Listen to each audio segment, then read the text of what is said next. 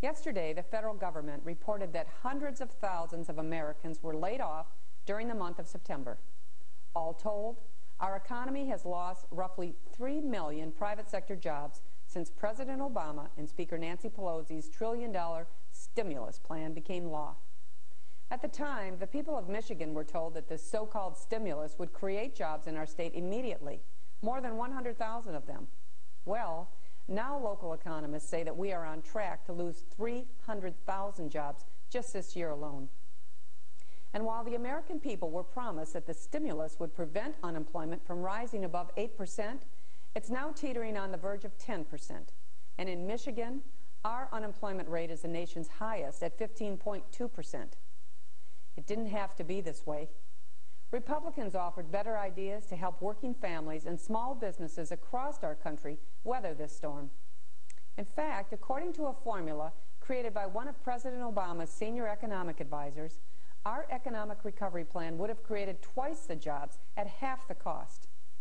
Our plan is based on the belief that fast-acting tax relief is the most effective way to put our economy back on track.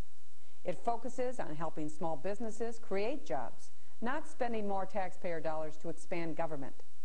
And now, at a time when both parties should be squarely focused on getting Americans back to work, Democrats are actually redoubling their efforts to implement job-killing policies that will stretch family budgets even further and pile more debt on our children and our grandchildren. Making its way through Congress is a cap-and-trade national energy tax that would increase electricity bills, raise gasoline prices, and ship more American jobs overseas.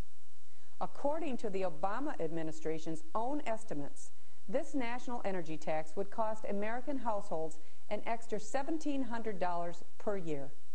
There could not be a worse time to heap additional pain on families struggling to make ends meet.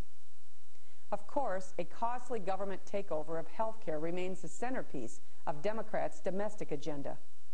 And when I say costly, I mean for you and for your families.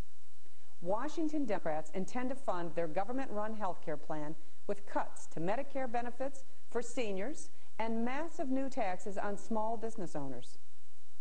Republicans have offered fiscally responsible solutions that address these serious challenges head-on while protecting American jobs instead of putting them at risk. You know, Washington Democrats' job-killing agenda makes me think that they are living on a different planet from the families living in America